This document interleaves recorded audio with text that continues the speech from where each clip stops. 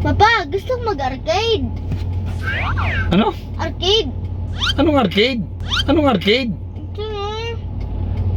Yung laruan doon na nabili ng coins. Ito to yan, ang mahal naman.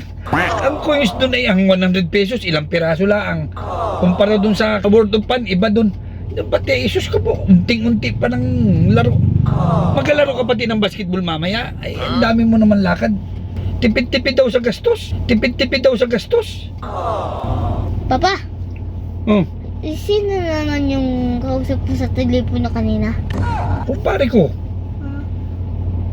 Ay, ba't sabi, may sinabi ka na malakad daw kayo mag-inuman? Oh shit, not Anong mag-inuman? Gulat ka no, di mo alam kung paano, ginalawan ko lang. Anong oras mo ba gustong pumunta ng arcade? Anong oras mo ba gustong pumunta ng arcade? Kahit ngayon. Ha? Pagkatapos natin dito, antay lang natin si mama.